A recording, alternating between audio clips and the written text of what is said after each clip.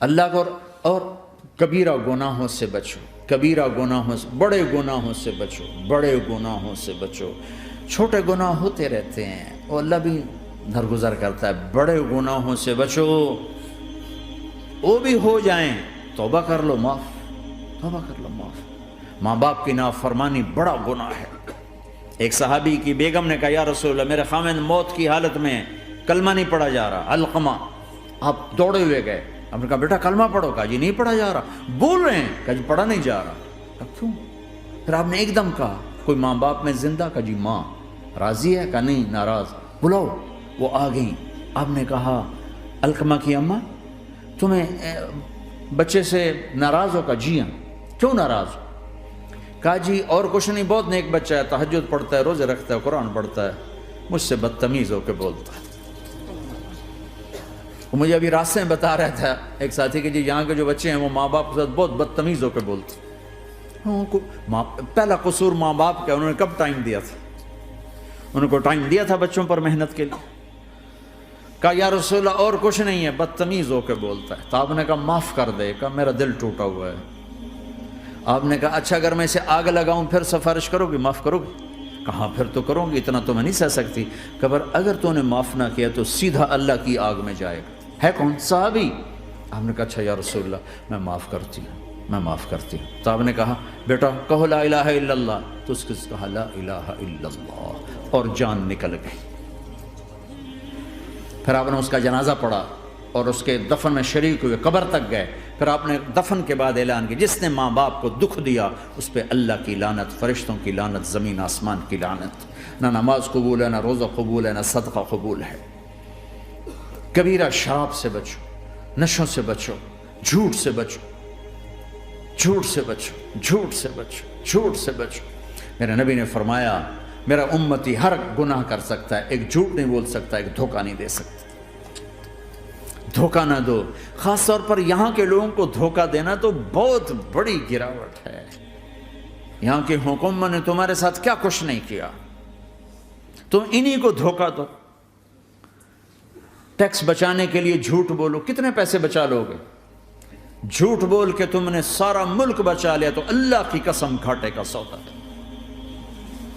پیسہ نہ بچاؤ، سچ کو بچاؤ۔ سچ پراپرٹی ہے، پیسہ پراپرٹی نہیں ہے، سچ پراپرٹی ہے۔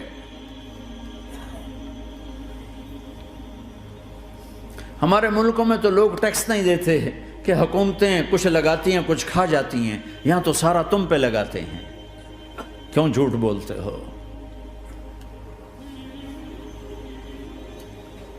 کیوں دھوکہ دیتے ہو؟ احسان دانش کی کتاب زندگی میں ایک واقعہ میں نے پڑھا کہ جب انگریز کی حکومت تھی ہندوستان پہ تو ایک دلی میں ایک گرو تھا جو جیب کترا تھا، اس کے آگے چیلے تھے جو جیب کاٹ کے کمائی دیتے تھے۔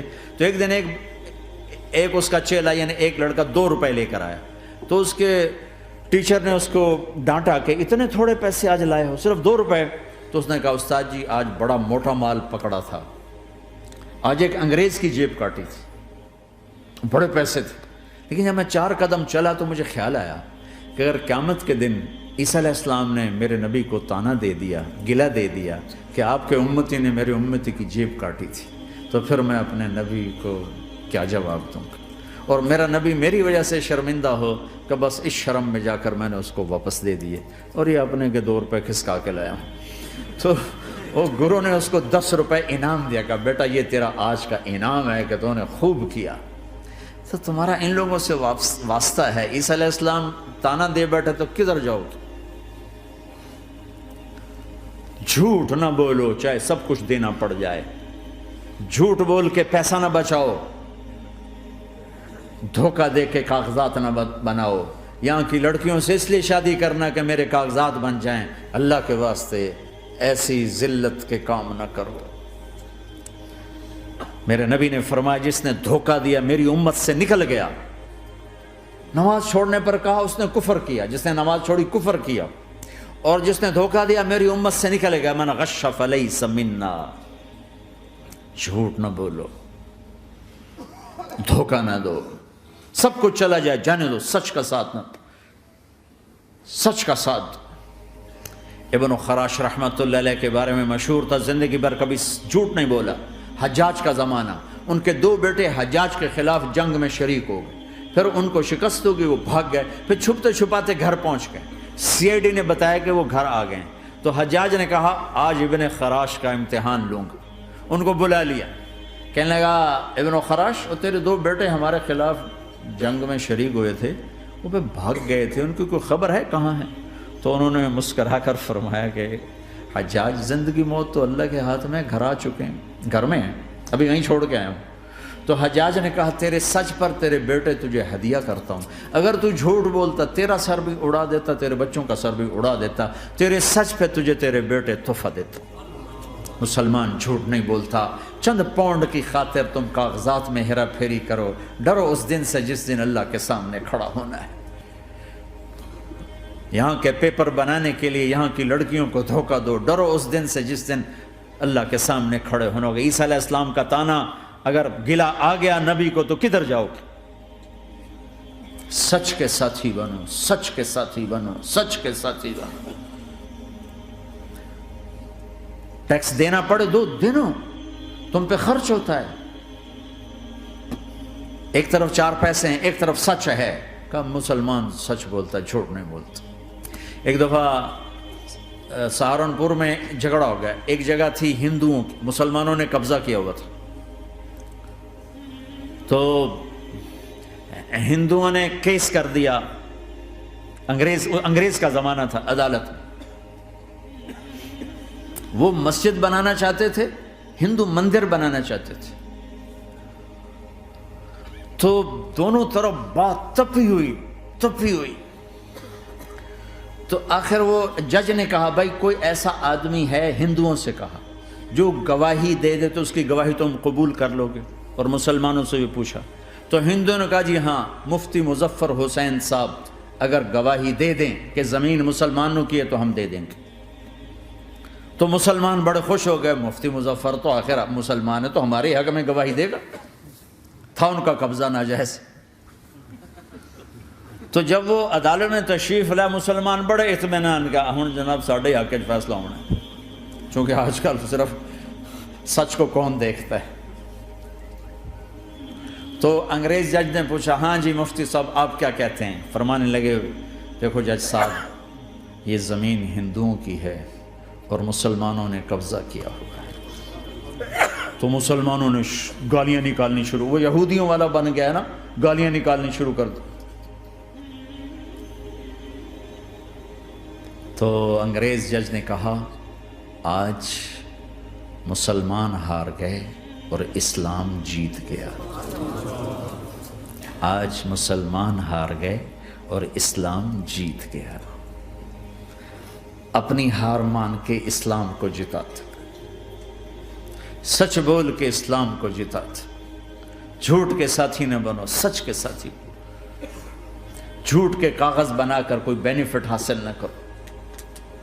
میں نیوزی لینڈ گیا، میں حیران ہو گیا، 1 ہفتہ میں رہا، ڈپریشن کا شکار رہا کہ مجھے بتایا گیا کہ پورے نیوزی لینڈ میں ایک آدمی جھوٹ نہیں بولتا سوائے پاکستانیوں کے، بنگالیوں کے اور انڈین۔ جو بنگالی، جو پاکستانی، جو انڈین پہنچے یہ جھوٹ بولتے ہیں، ہیرا پھیری کرتے ہیں، ان میں ایک آدمی جھوٹ نہیں بولتا۔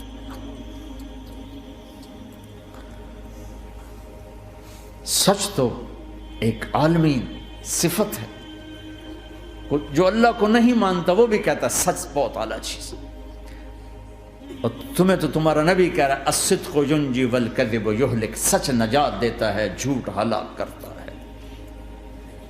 آپ تشریف لے جا رہے تھے، آپ کو آواز آئی یا رسول اللہ، آپ نے ادھر ادھر دیکھا، کوئی نظر نہیں آیا، پھر آواز آئی یا رسول اللہ، پھر آپ نے دیکھا تو ایک ہرنی آپ کو پکار رہی تھی۔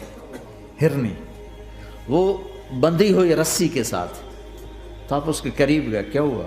کہیں آپ کا ساتھی مجھے پکڑ کے لایا ہے، میرے چھوٹے چھوٹے بچے ہیں، بھوک سے وہ تڑپ رہے ہوں گے، آپ مجھے چھوڑ دیں، میں ان کو دودھ پلا کے واپس آ جاتا ہوں۔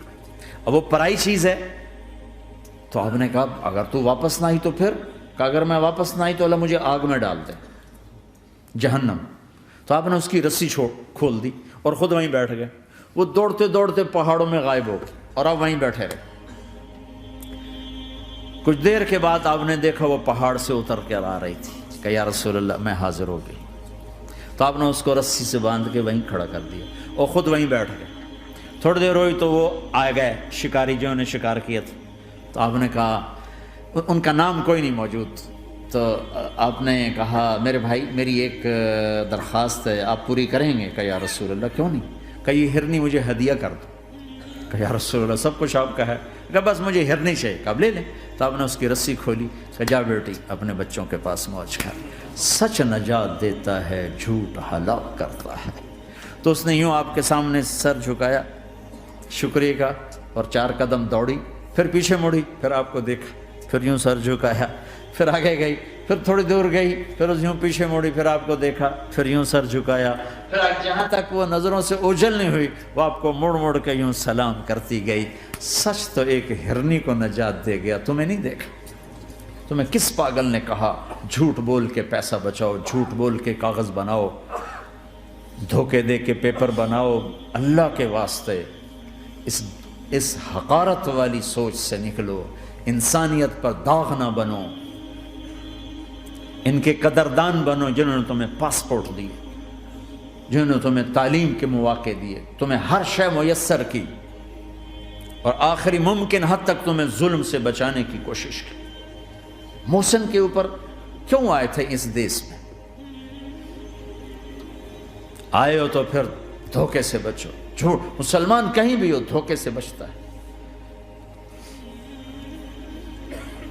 کیا اپنے پیٹ سے کپڑا اٹھانا کہ حرم بیت اللہ کے اندر جیبیں کٹتی, بیت اللہ کے اندر جیبیں کٹتی, اور حاجی بیچارے کتنی دفعہ فریادیں کرتے ہوئے نظر آئے کہ جیب کٹ گئی, جیب کٹ گئی. بیت اللہ کے اندر, مسجد نبوی کے اندر